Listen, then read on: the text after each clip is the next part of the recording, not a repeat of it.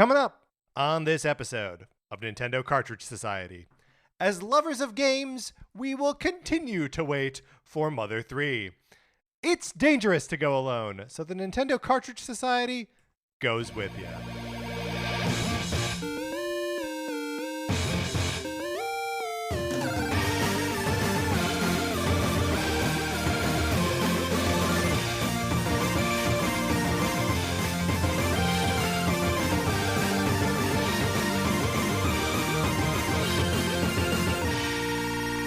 Welcome to Nintendo Cartridge Society. My name is Patrick Ellers, and I am joined, as I am always joined, by my co-host, Mark Mitchell. We have got a good show for you today. We're going to be talking about the news from the week, including some cleanup around last week's Nintendo Direct, and then on Thursday, we are determining the best NPC in The Legend of Zelda: Skyward Sword for real this time. But in the meantime, Mark, how you doing? I'm doing great. It would be really funny if we get preempted by another Nintendo Direct. Just like another full 40 minutes. 40 minutes. Yep. It's possible. They just really don't want us to talk about the best Skyward Sword NPC. They know that they just have to make it through February, and then March we're talking about Kirby. That's right. They can wait us out. They're like, give us some trailers. Bayonetta 3 is so close to being done. Or they could just put out a bunch of trailers for Sonic Forces. Would you like to be part of the Sonic Forces borrowing program? This is a program wherein I lend you my copy of Sonic Forces for the Nintendo Switch. I don't know if we explained this clearly enough in previous episodes. I send you my copy of Sonic Forces. You play it for as long as you want. You send it back. All you got to do to participate is get your name on our list. Email us at nintendocartridgesociety@gmail.com and give us a mailing address where we can send you my copy. You play it for as long as you want. And then Patrick includes a return envelope with postage. Yes. So you can just pop it in the mail, send it back. You don't even need to write anything on it, but you can do whatever you want, of course, with Sonic Forces. It is in your possession. When it leaves your possession, you are waiving your right to do anything else to it or with it. That's right. You can't recall it. You can't be like, I forgot to do this thing with it. Right. You cannot do that. There may be a copy of Untitled Goose Game in there instead of Sonic Forces. It's just a thing that happens. Well, while you're waiting, you can also leave us a 5-star review on Apple Podcasts, Spotify, or wherever you get your podcasts. And really, this is while you're waiting for anything. The bus, your mom to pick you up, the person in line in front of you to get out of the bathroom. Yeah, it takes precious few seconds. It helps us out so much. If you leave us a review on the US Apple Podcast Store, we will give you a shout out on the show because we can see the usernames of the people who do that. If you leave us a review anywhere else, let us know. We would love to give you a shout out. Hit us up on Twitter, send us an email, and let us know. One other piece of information here. March is Kirby month. Kirby March is upon us, which means we are going to be playing and talking about Kirby games all month long. Mark and I aren't new to Kirby necessarily, but Kirby is a deep ocean. There's just so much Kirby. Yes. So many quarters of the Kirby universe that neither of us have ever explored. And we need some Kirby cartographers to draw us some maps and let us know what kind of Kirby stuff we should be talking about, what kind of Kirby games we should be playing, and of course, send us your Kirby memories, your Kirby preferences, and let's all celebrate Mouthful Mode together. Email us nintendocartridgesociety@gmail.com with that, and we will use it during the month. Mark, I have a little bit of a debug from our conversation about. Yeah, well, it's tough. It hurts my heart. Sometimes we're wrong about things. From Chariot Goblin about last Thursday's conversation about the Nintendo Direct. Chariot Goblin writes two little corrections. Number one, you stated that the creator of Earthbound/Mother is Shinji Ito. So I didn't actually. I started to say that and then was like, "That's not right," and then just said Ito for the rest, and that's also not right. Chariot Goblin goes on to say his name is actually Shigesato Itoi, and he was great friends with Iwata and wrote the Ask Iwata book. So that That's my bad. Itoi is not Ito. Those are different guys. And then the other correction / maybe answering a question we were actually asking regarding the baseball puppet from the Direct. He is called the Coach and is apparently a mascot for the MLB The Show series. He shows up in various advertisements. If he shows up in so many advertisements, how come I've never seen him before? Chariot Goblin, thank you so much for clearing that up. I'm glad. Well, actually, I'm not going to lie. I wish that it was just a non sequitur. Yeah, me too. That would really delight me. But now that I know that this character has a name, next time we talk about what character should be in Smash, or the Coach from MLB Baseball. It's been on Nintendo Switch now. Yep, he counts. And thank you on the Itoi correction. I should have had that in my notes or something, but I was not being thorough at the time. Look, it's a quick turnaround for us when there's a Nintendo Direct and we talk about it that evening. And there are a lot of little pieces of information, and we are frequently wrong. As much as I hate to say it, yep. We also got a question on Twitter from @MoraBros. They write, I think the next Mario title should feature Bowser and Wart joining forces to take down the Bros. Nintendo Cartridge Society, you guys are big Wart fans. What do you think that crossover might look like? I love this idea. Oh, yeah? I think for sure Wart and Bowser, I would love to see them team up. Do they team up in Dreamland? Does Wart exist outside of Dreamland? So here's my pitch. Okay. Bowser creates this machine, with like Kamek and the Koopa Kids that turns dreams into reality. Okay. And so he extracts Wart from Dreamland into the real world. Mm-hmm. And so that way they can like team up and be the baddest bros together. Now, do we worry that Bowser with this technology is going to like bring Freddy out into the real world? I think it's a risk. I'm concerned. Yeah, I think you have reason to be concerned. I think it's a legitimate risk. You're talking, of course, about Freddy Krueger. Yeah. Yes. Yeah. Not like Freddie Mercury, who you could also dream about. Yeah. Okay, so you think that like Bowser is recruiting Wart? I think so. I think it's almost like because why stop at Wart? Why not bring other villains in? Everyone is here. Exactly. Yeah. And it's like it's like the Sinister Six, but for Mario. Whoa. Okay, let's do that right now. Who is the Sinister Six but for Mario? You got Bowser, of course. You got Wart. Those are our two sort of cornerstones. Tatanga. You got Tatanga. Tatanga from Super Mario Land has got to be another one. That's 3. I think Wario.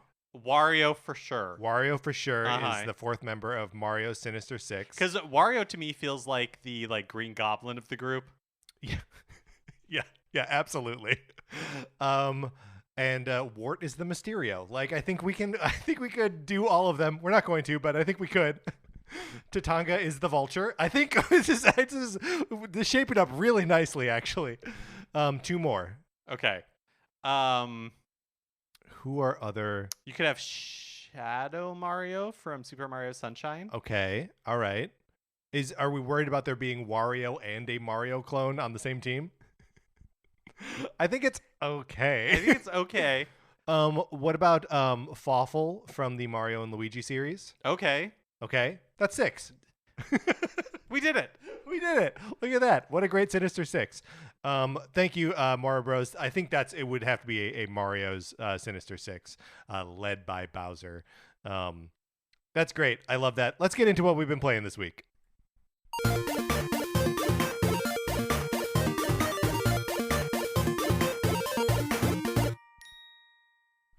Mark, I want to start off with a good one, which is really just a continuation. I am still playing Pokemon Legends Arceus and making incredibly slow progress throughout the game. I don't know. I have a hard time focusing on what the game is asking me to do next, because all of the myriad little things that the Pokédex is asking me to do are so much more compelling. There's a Diamond clan and a Pearl clan, and they all have problems with their Pokemon, whatever. But there's a whole field of wild Pokemon out there that I can just go catch and fight to my heart's content. Mark, there are these like time-space anomalies that appear at random on the map, right? And when you go inside them, you are set upon by all sorts of weird, rare Pokemon that don't normally exist in that region. These are the best part of the game because it's just a smorgasbord of Pokemon you want to collect that you haven't seen yet in the game. So I love those. I love building out my team. I'm having a very good time with this game and not progressing at all in the story. That kind of I mean, I guess if the main story isn't compelling, that's not like the best thing in the world, but I think it does speak highly of the game that there is a lot of this other stuff for you to go do. Yeah. Well, that is fun. It just means like the core of the game, what you're doing moment to moment, is enjoyable. And even if those moments aren't like adding up to something, something bigger, and maybe it will once I like progress through the main story. But I sort of don't care. Like I'm just having a great time experiencing those individual moments. So the way you were speaking, so like setting up Pokemon Legends Arceus makes me wonder where this next thing you've been playing is going. Yeah, so I on Thursday they released a new demo for Triangle Strategy, the new 2D HD 2D tactics strategy RPG from Square Enix. I have been playing it. It is the first 3 chapters of the game. And man, I got to tell you, this is a chatty game. Lot of dialogue. I've been playing for about an hour and a half, and I've done 1 battle. And this is the kind of experience that has made me really reassess my relationship to Fire Emblem, where I'm like, oh yeah, those games are smart and fun and get you into the action fast. They have great writing for the characters where you're like immediately attached to them because their personality is being expressed in every line of dialogue they say. If that is the case for Triangle Strategy, these characters are boring, but I like it legit feels like they're not even being written in character voices. You know what I mean?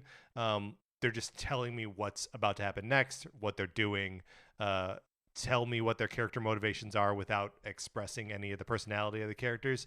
So far, I'm extremely disappointed in Triangle Strategy. I'm going to finish the demo, I think. But if it doesn't like pick up by the end of the 3rd chapter, I don't think I'm gonna. I mean, that would be rough if it doesn't pick up by the end of the 3rd chapter. 3 chapters of nothing happening. I mean, I'm into the 2nd chapter. Oh wow! And like, it's very little incident. And just I don't know. I'm not digging the storytelling. I switched the voice acting from English to Japanese right away, and they had the volume on the voice acting set so loud. I turned it way down so I could hear the music, which is occasionally very good, but also occasionally kind of sucks. Where it's just like the scenes don't all need to be scored as heavily as they are, and sometimes the music is just kind of like jaunty, like bouncing. It's like, okay, well, just like they're just having a conversation. Like I don't need that musical accompaniment here. Feels like a miss to me. I would be interested to see how other people are dealing with the Triangle Strategy demo. In fact, if you've been playing it, email in Nintendo Cartridge Society at gmail.com and, let us know how you're feeling about it, if it changes your, whether you're waiting for this game or what. Yeah, because I was kind of, a little bit nervous about it because tactic games aren't necessarily my cup of tea. And then, we had a conversation where I started thinking of it more as like a Final Fantasy Tactics, like a take on Final Fantasy Tactics. That got me excited. This has me not very excited. Again, the setup, like the structure is not like Octopath Traveler, right? Like it is not a bunch of different characters and you are choosing whose story to follow first. It is one story narrative. And the triangle of Triangle Strategy is referring to 3 different kingdoms that are on this continent, and because of the various things they control. There's one kingdom that controls like trade throughout the continent, one who controls the salt, and one who controls the iron. And for some reason, those are just the three main pillars: trade, salt, and iron. And those things get out of whack from time to time, and so they go to war. And our story takes place at like the beginning of one of those families marrying into the other, and just sort of what intrigue goes on there. But I don't find any of the intrigue very intriguing. And your main character and his bride to be are both like wet blanket boring. And I don't have anything to latch onto at this point. Mm-hmm. And again, I hope that changes by the end of chapter 3. But I am currently not excited about this game. Well, okay, so I have been playing Dragon Quest XI-S Echoes of an Elusive Age Definitive Edition for the Nintendo Switch. Very good. I've picked it back up for the third time. This time I am determined to continue to play it. And so maybe if Triangle Strategy, I should check out the demo for myself, but maybe if it turns out to not be my thing either, that'll be fine because I can really focus on just like continuing Dragon Quest XI-S. Echoes of an Elusive Age Definitive Edition for the Nintendo Switch. When I picked it back up, I looked at my save file. The last time I played with this was June of 2021. So it has been a while. Yeah. I did not restart, which is what I did Thank you. Yeah. I didn't want to do Heliodor Castle again. I didn't want to do any of that stuff. And so So where are you? So it's the hero and Eric right now running around? we just picked up Veronica. Is that the name of the like little girl? Yep. Who, speaking of like characters, I know that there are a lot of party members that I have yet to meet. I'm still very early in the game, but I like the three characters so far. When you meet Veronica, she has a lot of personality. Veronica has so much personality. I like her cheekiness, her like, I know who you are. We'll talk later. Like sort of like whatever. I found her very like instantly. It's like, oh, this is a fun character. Yeah. And so still not that far into it. It's one of those things. Playing, what was it called? Octopath? No, sorry, not Octopath Traveler. The like Fire Emblem / Persona mashup. What was that? Tokyo Mirage Sessions. Sharp FE. Playing Tokyo Mirage Sessions, Sharp FE. Encore. Encore was actually like really good in a lot of ways. Like I ended up loving the game, but it also reminded me that the first few hours, sometimes like many hours of an RPG, it can be just like a little bit. It doesn't usually grab you immediately, or at least that's my experience with it. You have to put hours into it, and then you start like understanding the systems. There's enough characters that are like playing off of each other, and so that's kind of where I feel like I'm just at the beginning of reaching that point, the very beginning, where like, okay, like there's a little more intrigue in the plot. The characters there are more of them in the story, so they're like bouncing off of each other in interesting ways, and so I'm very excited to continue into it. And right now you are on your way to rescue Serena, right? Yes, exactly. The relationship that's Veronica's sister. The relationship between the two of them is one of my favorite in any game I've played in the last like decade. They have many sweet moments. Those are characters that I've cried over because of things that happened to them or for them or around them. They're wonderful, and then you have so many other like great characters to meet after that. So one of the things that was really funny though is I was going into a couple of dungeons. Like when you get Eric, who's this thief, you can play him as like a rogue, and you just have to get this like orb or something. I can't even remember why you need it, but so you have to go down into this dungeon, and it was the first dungeon that I had done since I restarted the game or picked it back up again.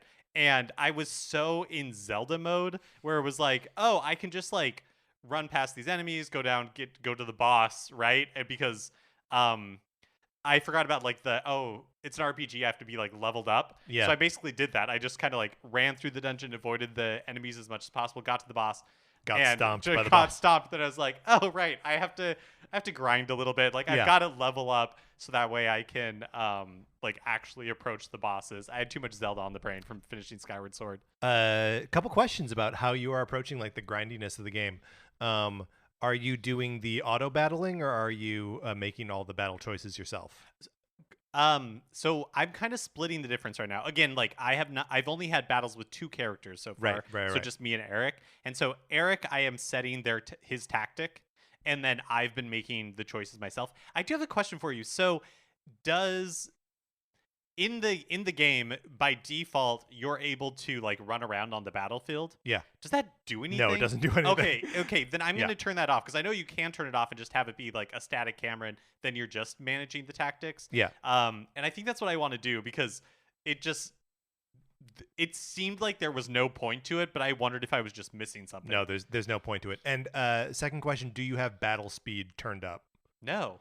Go into the settings and turn the battle speed up to as fast as it can go, especially when you're in like grinding sections. You may want to like turn it back down just for like boss stuff, so the animations don't look like weird and whatever. But when there are there's a point coming up here where you're going to be like walking through the desert for a while, turn that battle speed right on up. Oh, okay. And then my last little bit of advice is to not be precious about your MP.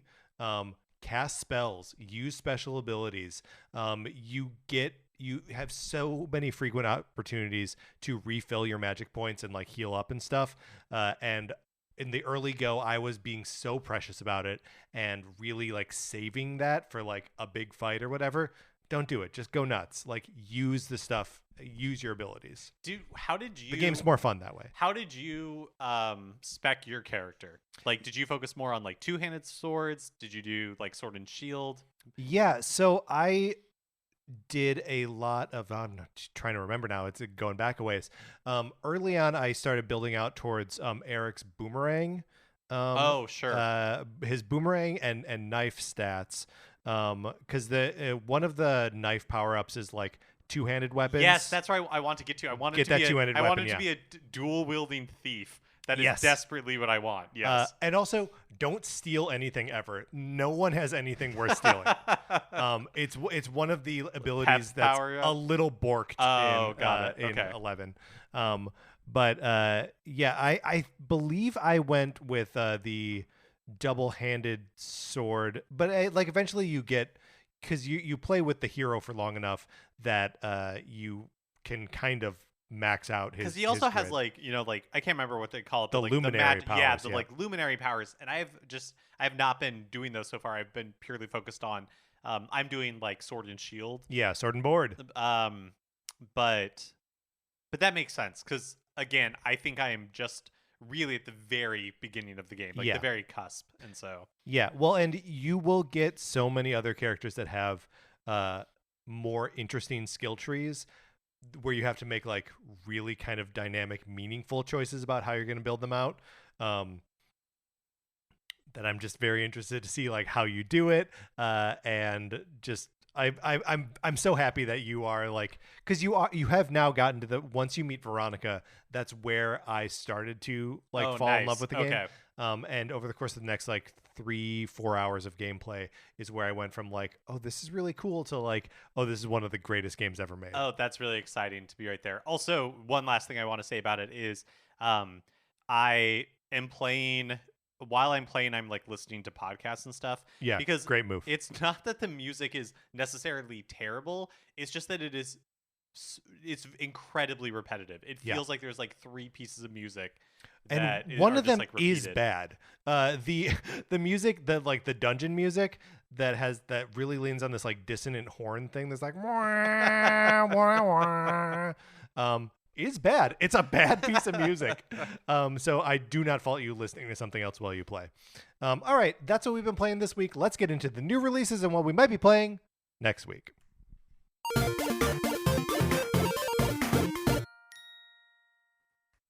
Today, Tuesday, February 15th, Dynasty Warriors 9 Empires is released on the Switch. What do we know about this? Patrick? Yeah. Nothing. I don't know anything about it. I think that's fine. I do think it's interesting how many Warriors games Nintendo is publishing with their own IP, right? With the 2 Zelda games, the 2 Fire Emblem games, and then these other Dynasty Warriors games come out to seemingly little fanfare. We're not plugged into that scene, so maybe there is more in the community of people who are interested in Dynasty Warriors games. But it's just amazing to me the gulf between my personal interest Yeah, totally. in like this versus a branded Dynasty non-Dynasty Warriors. Yeah, absolutely. And then on Thursday, February 17th, Assassin's Creed The Ezio Collection is released. There's no N in that word. It's just Ezio. Ezio Collection. I wouldn't have said anything, but you pronounce it the same way on our Thursday episode. Do you have a history with Assassin's Creed at all? No, I've played the first game, and that's pretty much it. It's not a series that ever really appealed to me, and I know that it has gone through many permutations at this point. Yeah. And is very different from the series it started out as. But yeah, it just never really grabbed me. Yeah, it never really grabbed me either. I think the last time I checked in on them was, well, I of course played a little bit of Assassin's Creed Liberty, maybe was the name of it, on the PlayStation Vita. It was the sort of like sister one to was it 3? The one that took place in the Americas? I think it was, but so many Assassin's Creeds There's ago at so this many point. Assassin's Creed. Yes, that's right. All of this is outdated. But I understand the Ezio games to be like the sort of pinnacle of when Assassin's Creed was good, or when it was good in that form. It has obviously changed now into something different with Odyssey and the other one that I'm not going to even reach for the name of. So those are available on Switch. Also on Thursday, Voice of Cards: The Forsaken Maiden is released, which is just a totally another game in the Voice of Cards series that we were first introduced to in like October or September, whenever the last direct was before the one last week. I like the way The Forsaken Maiden has a lot of like assonance. All sounds very similar. Fun to say. Maiden. Any of these strike you as games you're going to pick up, Mark? No, but I like that, Voice of Cards, the first one felt so out of left field. And I like that there's just seemingly more of them, it's just, it just seems like a fun side project for people to be working on. Cool. All right, let's close that out. Which brings us to a regular segment on our show. It is time for 433. In 1952, American composer John Cage wrote a piece called 433, wherein a performer or a group of performers didn't play their instruments for 4 minutes and 33 seconds. For the purposes of this show, our instruments are talking about Nintendo. So, for the duration of one performance, 433, Mark and I will talk about something not at all Nintendo related, thus fulfilling the contract of the piece. Mark, you have introduced a topic. I will let you tell us what it is. Yeah, so what I've done is I've pulled the top 10 most popular dog breeds in the United States in 2020, according to registrations with the American Kennel Club. Okay. As reported by USA Today. All right. So what we're going to do is we're going to go through this top 10 most popular dog breeds and definitively determine if these breeds deserve to be in the top 10. Okay. All right. So when we say top 10, yeah, are those like, for USA Today's purposes, are those like by numbers? Yeah, or so it's like the most the most dogs registered with that breed. Right. Okay. Yeah. And dog breeds are, of course, like make-believe / borderline evil, don't shop, adopt, all of that. But with all those caveats out of the way, let's talk about a Labrador Retriever. Labrador Retriever.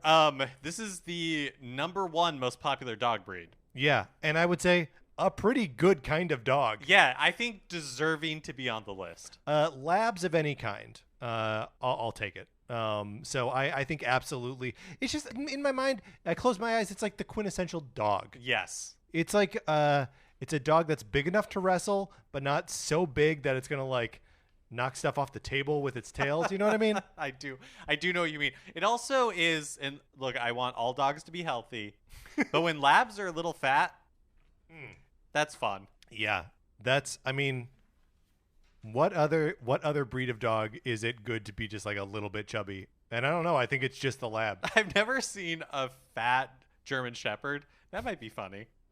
I don't think it exists. I don't think it does either. Okay, so Labrador Retriever on the list. French Bulldog. Cute. I don't know that I care about A it. little overplayed, I feel like. Sure. Yeah. I say let's kick it out. All right. Not So long, French Bulldog. Yep. Not deserving. Not deserving of a place in the top 10 from USA Today. Next up, German Shepherd.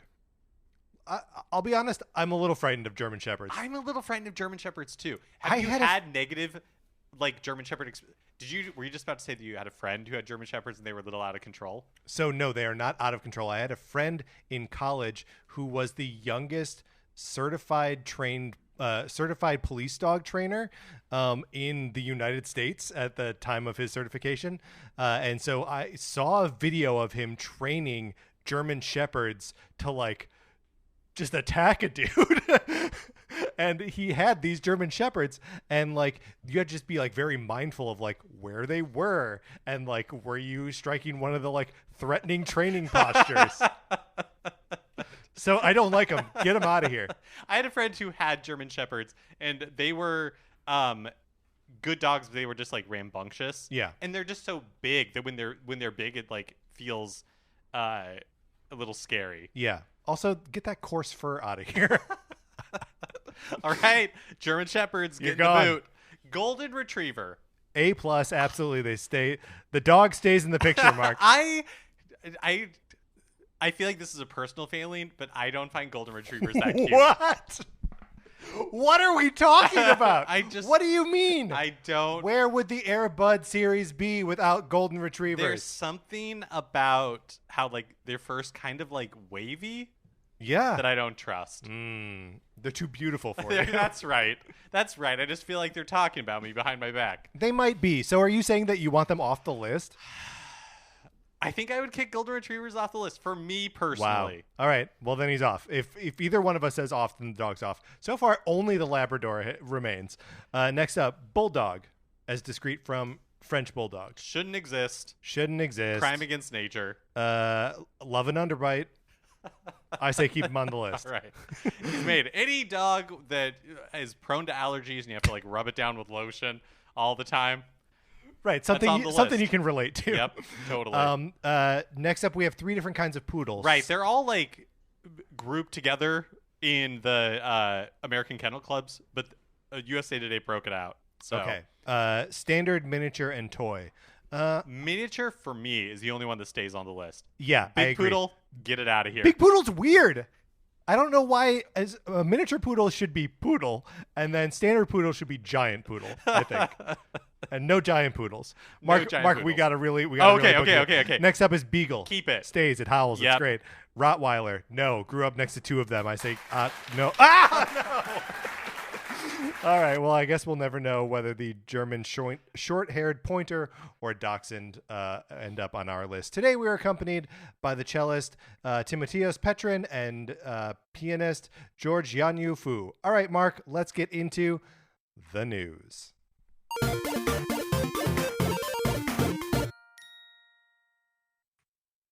The director of the original Super Mario RPG for the Super Nintendo, Chihiro Fujioka, said that he would be interested in making Super Mario RPG 2. In an interview with MinMax, he said, quote, "Yeah, I would absolutely love to make one. In my career, I've been involved with a lot of games, and I would really like my final one to be another Mario RPG game, if possible. I think Mario and Luigi is cool, but I would like to go back and create a Mario RPG where you're only controlling Mario." So, this is both very exciting and something we should ignore, right? Like in both, it is the director of the original Super Mario RPG, a man who co-founded Alpha Dream, the studio that made a bunch of the Mario and Luigi games, all of them, in fact, saying that he would like to close out his career by making a sequel to the 1996 classic Super Mario RPG. Does that mean it's any more likely to happen than if he hadn't said that? No. I know. Sadly, no. It is nice to know that there's another game developing person who's thinking about a Super Mario RPG too. Like, that's kind of encouraging, right? Yeah. And you pointed out that he was one of the co-founders of Alpha Dream. he left the studio in 2015 before it went bankrupt in 2019. Yeah. So this is a great point that like it's not as though the Mario RPGs or the Mario and Luigi series is a doesn't move units at this point. I mean, obviously because they went bankrupt, but that's also why they went bankrupt. He didn't share any other details on his vision for what a second game could be, but it is fun to think about. Yeah, I would love it. Mallow and Gino are two of my favorite characters in the Mario canon. I would love to see them revisited in an RPG again. Relatedly, Mother 3 producer Shinichi Kamioka recently told Nintendo Everything that he would, quote, also love to see Mother 3 released in the US and Europe. As a lover of games, I will continue to wait for Mother 3's worldwide release. So here's another one where it doesn't mean anything, but Mark, if we're just putting together pieces here, right? Square Enix localizing Live Alive for the first time outside of Japan. Nintendo putting Mother and Mother 2 on the Nintendo Switch Online and putting it on those apps. Are we any nearer now to the finally release of Mother 3 in the West? I would say never say never. Right. Forever is a very long time. Mhm. And so would it surprise me if someday it is released on some Nintendo platform, the Virtual Boy 3 perhaps? Yeah, like we're going back to Virtual Boy. maybe. Yeah, we might. Yeah. Yeah. Some like got to get into the metaverse somehow. Exactly. So yeah, like someday I believe it. I don't know that I think that it's coming anytime soon, but do you think that, you know, probably at least 5 or 6 years ago at this point, there were heavy rumors that Nintendo of America had like completed a Mother 3 translation. And so do you think that that has happened? Like, do you think that there was a localization and it just wasn't released? Yeah, I do. I mean, I think Nintendo gets pretty far with these projects, the ones that get like shuttered and we never hear from again. And honestly, if we get a GBA library on the Nintendo Switch Online service, I think that's how it'll happen. I think Mother 3 will be a part of that in the same way that Star Fox 2 was part of the Super NES collection. You know, just that they have these like ultra rare curiosities. And if they can roll them out to show like added value for like their online service, that's obviously something that they're pushing right now, right? To be like, no. The expansion pack also gets you access to these new Mario Kart tracks.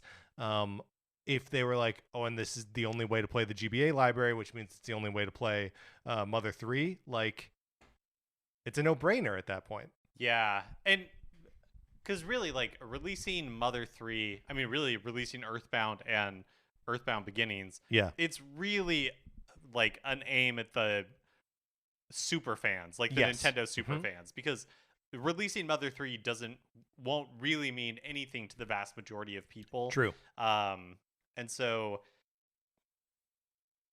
I don't know if that makes it more likely or less likely, but I think the scenario that you're laying out is probably what makes the most sense. Sure.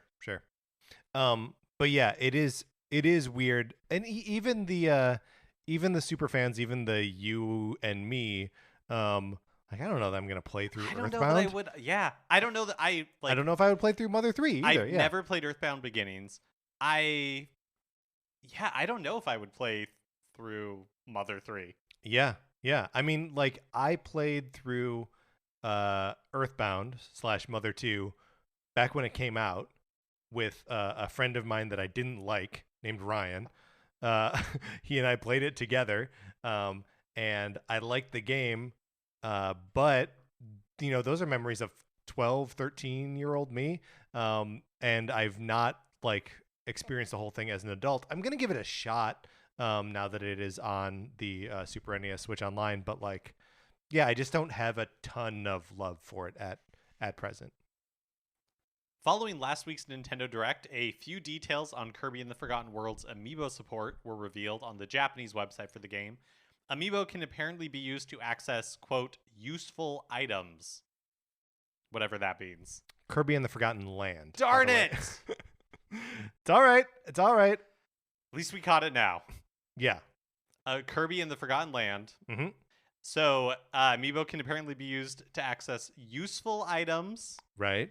And the supported amiibo are Kirby, King DDD, Metadite, Waddle Dee, and kind of like a surprise is QB from Box Boy, which was a Japan exclusive amiibo. The cruelest of cuts. Do you think this suggests that they will be releasing QB in the West?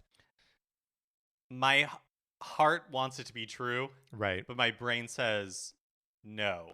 However, I am holding out hope for like a new Box Boy game in the future. Yeah.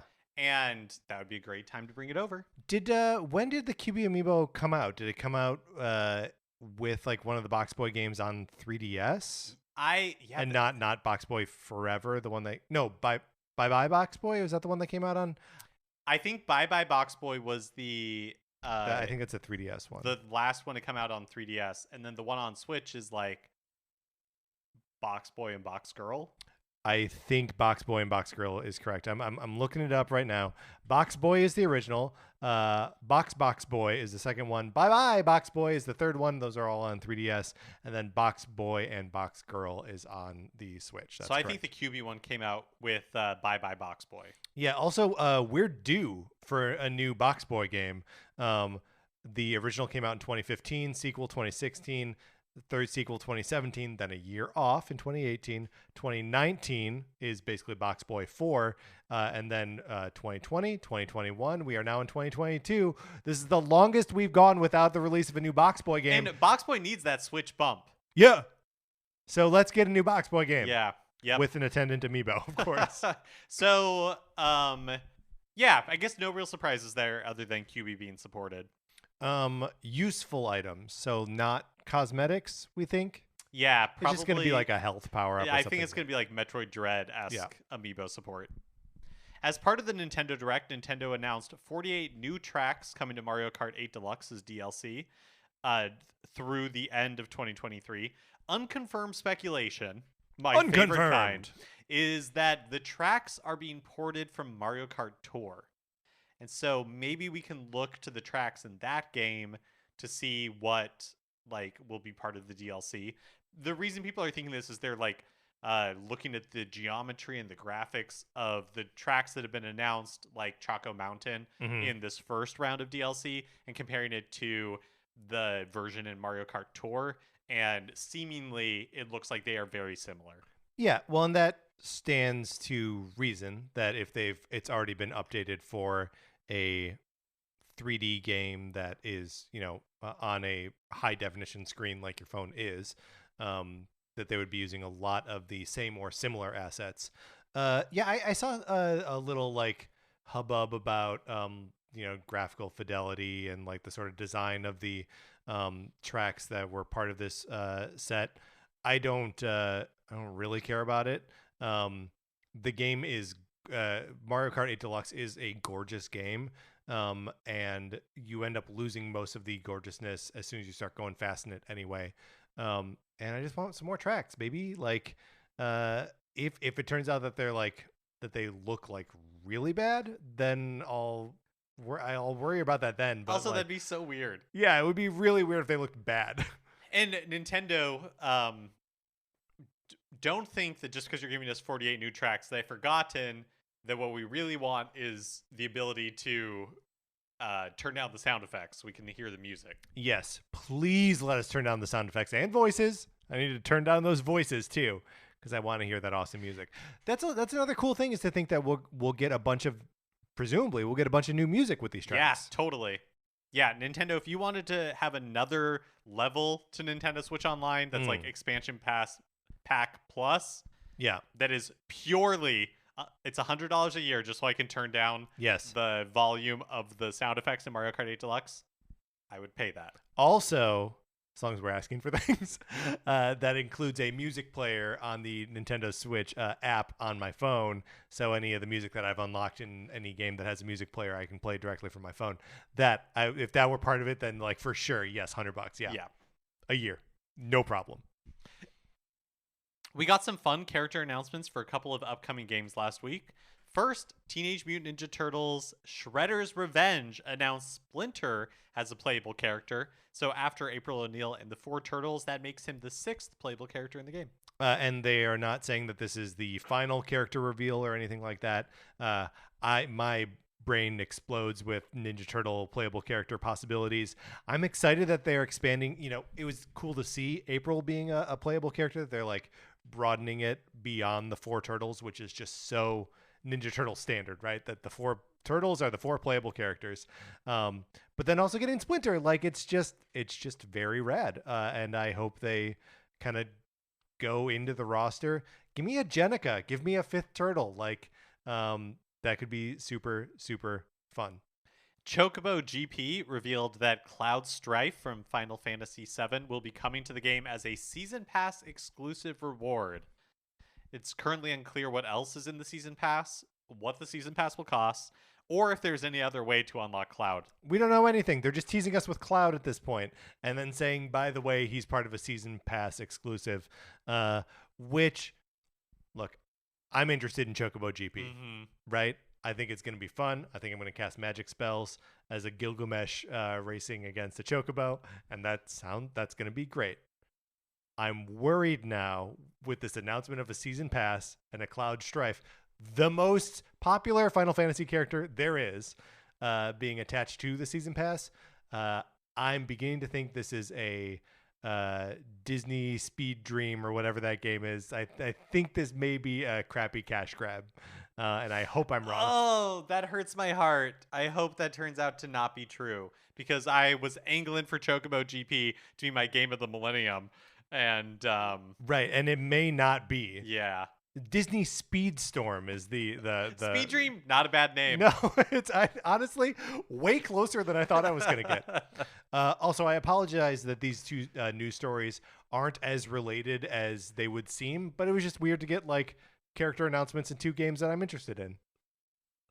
As promised last week, while we waited breathlessly for Nintendo to release the official English translation of the investor call recapping their Q3 2021 financial results. Here are some of, I guess it actually was probably 2022 fiscal year. Sure. But here are some highlights. 1.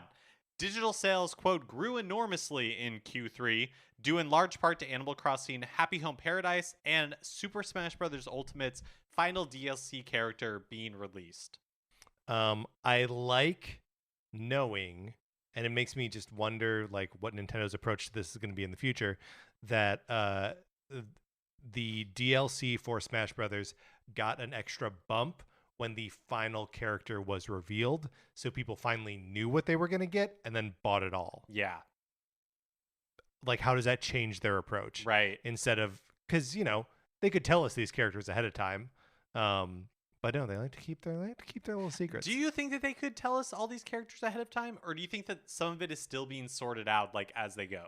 I mean, for the second set, Sakurai said at the beginning that all the characters had been selected already, and that he was like, it wasn't up to him, that Nintendo had made the decisions.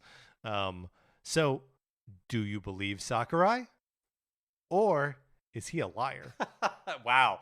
All right. Well, if those are my 2 choices, Those are your choices. I think I believe Sakurai. Do you think the fact that it was yeah, hold on, we'll get there. Blanking on It was the name. Sora. Sora. Do you think the fact that it was Sora, like, made people be like, oh, I do want to get this? Because I know that you can buy Sora separately. Right. But Sora plus all the other characters, like, this is now worth it to me. Yeah, I mean, it's a good question. And also, like, you know, the if they were to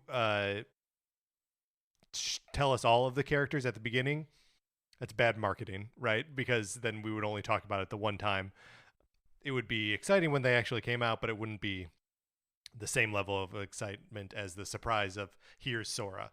But yeah, I think those characters were ordered pretty deliberately, so that by the time we got to Sora, we were ending on a high note, right? That it was a it was a flex right at the end of like, here is a seemingly impossible to license character, a fan favorite here. Like, yeah, I think the fact that it was Sora probably did help move expansion packs, Yeah, and fighters packs. and maybe people just bought Sora. Like, Yeah, maybe that could be people too. went crazy because Mhm. that was a big one. I know that I personally, like, when we got to the end, like, the fact that there was some amount of like finality, Yeah. and you were like, oh, if I get this, I will have the complete Super Smash Bros. Ultimate package. I think that also, at least for me, like, made me more inclined to buy it because it's like, oh, now I just want the whole thing, right? Yeah, yeah. And I don't have to worry about that there's going to be more in the future. It's just over with. Yeah. Evergreen titles remain an important driver for Switch software sales.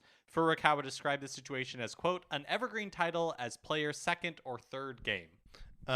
Which I think is obviously something we've known. If you look at Mario Kart 8, the fact that it continues to sell crazy means that, yeah, if someone is picking up a Switch because of Metroid Dread, if someone is picking up a Switch because of, what's another game that you buy the Switch for? Fire Emblem for Pokemon, whatever, that you then are like, oh yeah, I'll check out Breath of the Wild. People wouldn't shut up about it. Oh yeah, I'll play Mario Odyssey.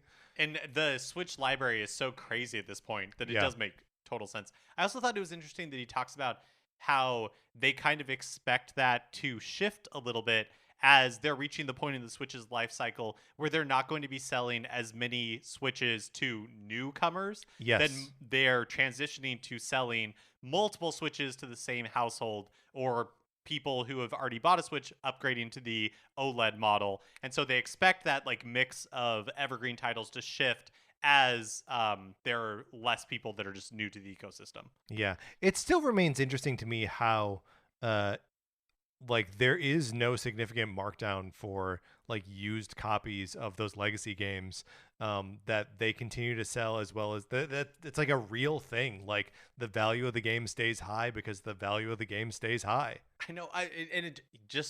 It is crazy that Mario Kart 8 Deluxe still sells for $60 Yeah. and yes. is continuously one of the best selling games of the month of the year. Hey, Mark, it's a good game. Furukawa on NFTs and the metaverse, quote, it has great potential, but currently there is no easy way to define specifically what kinds of surprises and enjoyment the metaverse can deliver to our customers, end quote. Which can sort of be broken down. The statement beyond that implies that they do not have currently plans to enact any of that stuff, which is good. It's a little icky to hear them like starting to talk about NFTs, but also like, I don't know. I guess Nintendo does a fair number of like kind of icky things regarding like scarcity. So like, I don't know. I'm just glad that it's not something that they're throwing themselves into.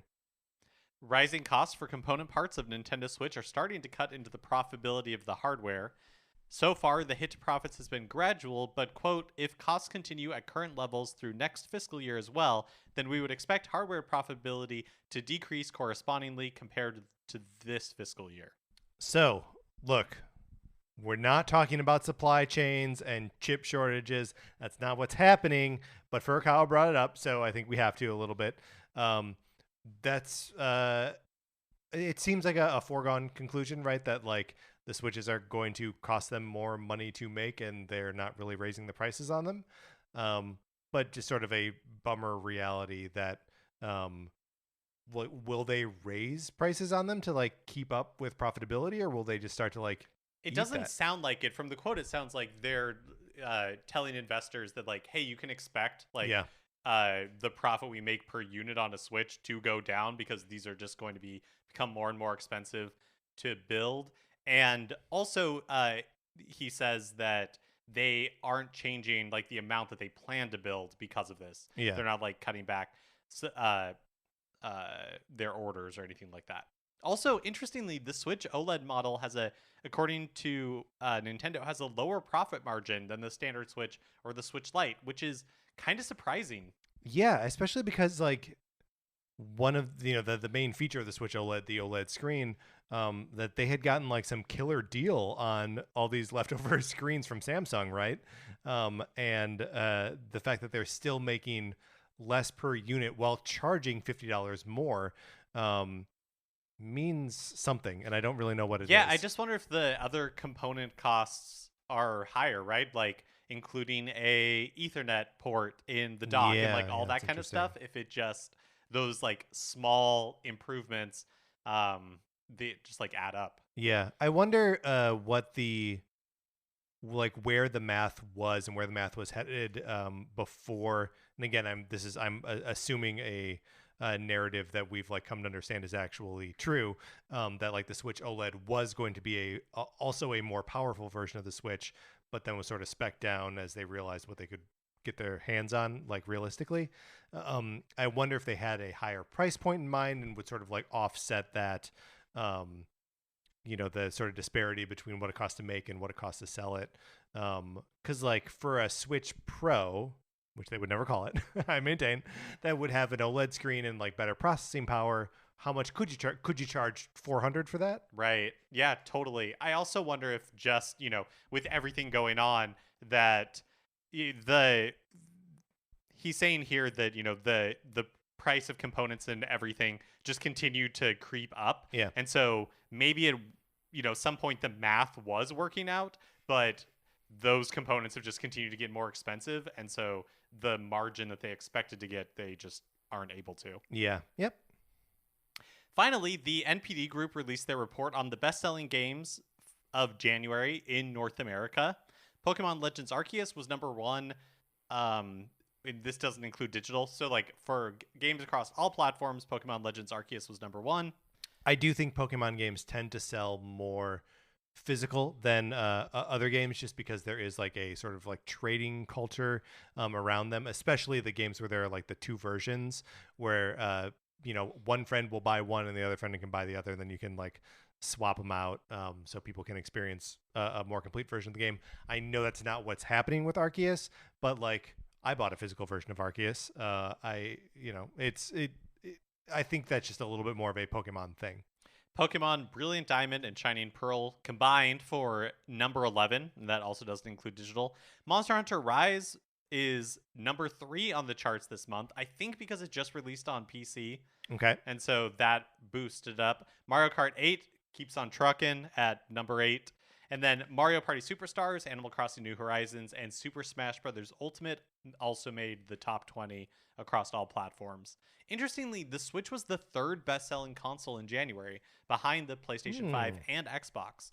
And it seems like, based on Furukawa's comments in the Q&A, that basically after December, shipments of the Switch in North America just completely tanked because they were paying for air shipping to get Switches as much as possible. Yeah. And they couldn't even meet demand, after October through the holidays.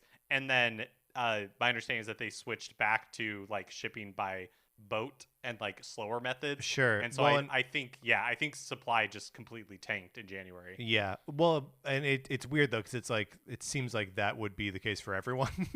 But yeah, I mean, all of the numbers for PlayStation 5, Xbox Series, and Switch are all supply constrained. Which again, we are not talking about supply chains. We've made this promise to you before.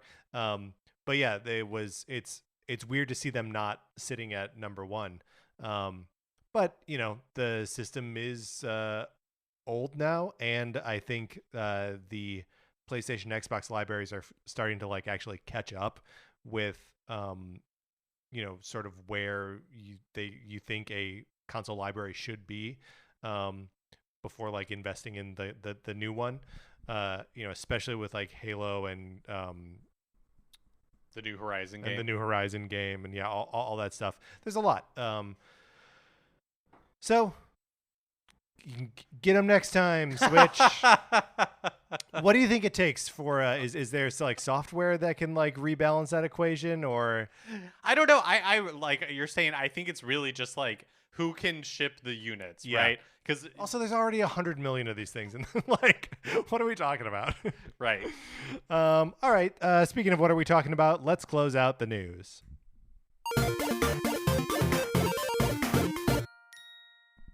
All right, that's going to do it for this episode of Nintendo Cartridge Society. I can say the name of our show. Please remember to rate, review, and follow us on Apple Podcasts or Spotify or wherever you get the show. If you like the episode, please share it on Facebook or Twitter. We appreciate it when you do that. You can follow us on Twitter. I'm at Patrick_Ellers. Mark is at MKE Mitchell, and the show is at Nin Kart Society. We also have a Facebook page, which is just Nintendo Cartridge Society. Olivia Duncan made our logo. Our theme music is provided by 8-Bit Betty. You can get more of his music by going to 8bitbetty.com or by listening right now. For my co-host, Mark Mitchell, this is Patrick Eller saying thank you for listening. And coach for Smash.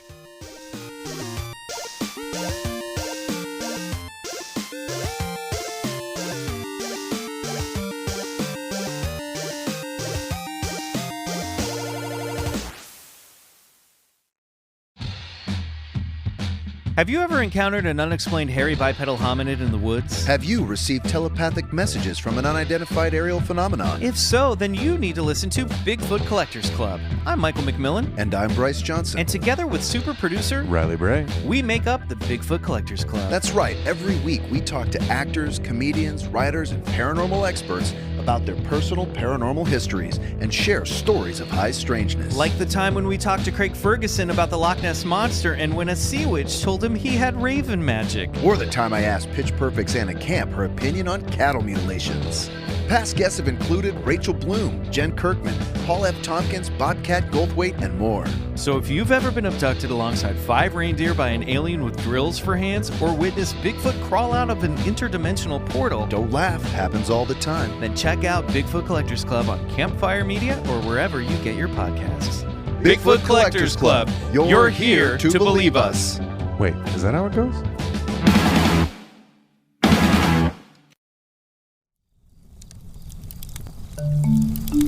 Campfire.